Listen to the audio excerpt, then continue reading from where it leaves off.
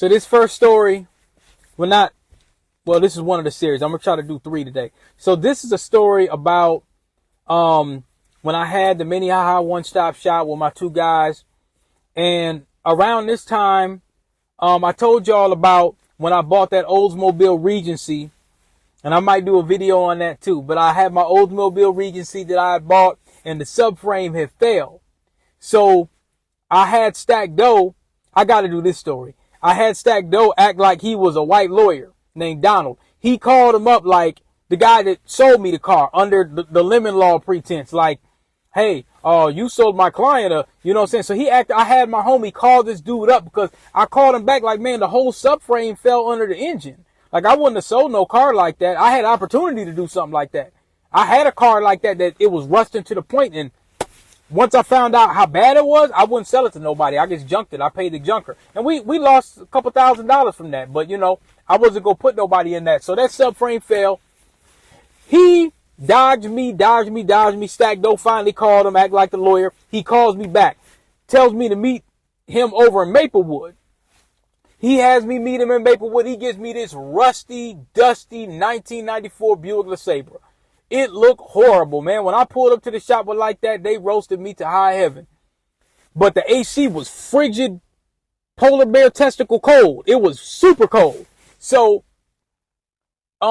eventually, I got some more money, and I ain't want to ride in that no more. I should have just kept riding that joint. But my pride got involved and everything. I got tired of that rust. I mean, it was rust patches all on the outside. It looked like, if you ever seen somebody's hair where somebody don't know how to cut hair, but they cut in different pieces and patches. That's how it looked, but it was rust. So I sold the car. I put it on Craigslist for like $500. I could have did it for $1,000 easily. Strong motor, everything. There was nothing wrong with it really. It just looked bad, but it was very, very extremely dependable. Had a 3800 motor in it. So I got a call. This sister calls me.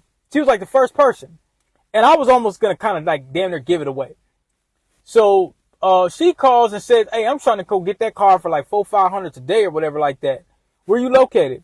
So I tell her I'm located, you know, Minnehaha one-stop shop. And I said, you know, and she said, that's by the store, because she must have been kind of familiar with the area a little bit. So I said, yeah, there's a store on the corner. She said, you got a shop? And I'm like, yeah, I got a store. Me and my buddies own a business, and I don't, you know, the car, I told her it's rusty. It's not a good looking car. It's just going to get you. And that's all she needed. She needed something to just get up and go. So she said, okay, I'm going to come get it. Like, and she came like quick. Hey, I'm back. I'm ready to buy that Buick, baby. You sure? Papers in the glove box. Positive. Hand me them keys. Say less. And you can call me later. Don't play. I got you. Like the next day, or it might have been damn near the same day. So she comes up, she pulls up, little chocolate thing with a rump.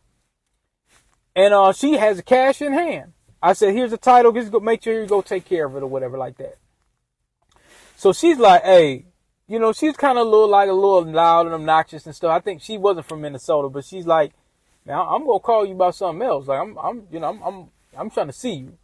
So I'm like, you know, she had the not necessarily the BAPS thing going on, but she gets, you know. I'm ready to buy that Buick DP. Don't play with me today. Came in loud, huh? Let me finish up and we'll talk. You didn't call me yet. I've been waiting all day. I was gonna hit you right after the store closed. I got you, promise. I was like, I don't know, you know what I'm saying? I mean, she was bad, she was fine, but she gets, you could tell we ain't gonna really be able to talk about too much.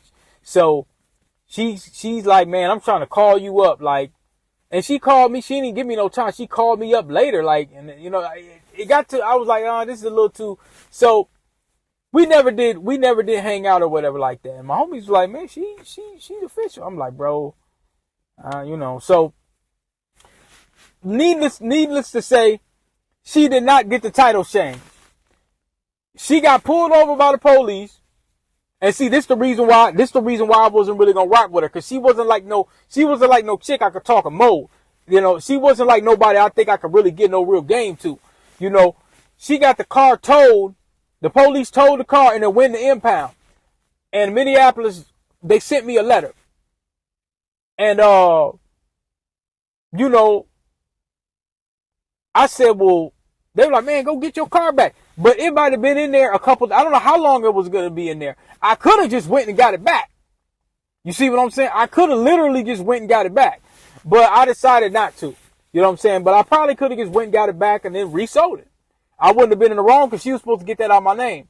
And obviously she couldn't get it out, you know. But see, that's why I was telling my guys, I said, yeah, she looked nice, but I could do better than that. I was kind of having my way. I had a higher caliber of women that I was talking to, you know, that would be coming in the store anytime. So I didn't really, I looked at her like, you know, so, yeah, you know what I'm saying? That's what happened with that. But, you know, she was trying to call like, hey, I'm trying to buy this car and I'm trying to see you. And I was like, man, you know, it just didn't work out. It didn't work out. So, you know, but that's my story on that. That's one of the many High One Stop Shop stories. And I might have to make a series about that too.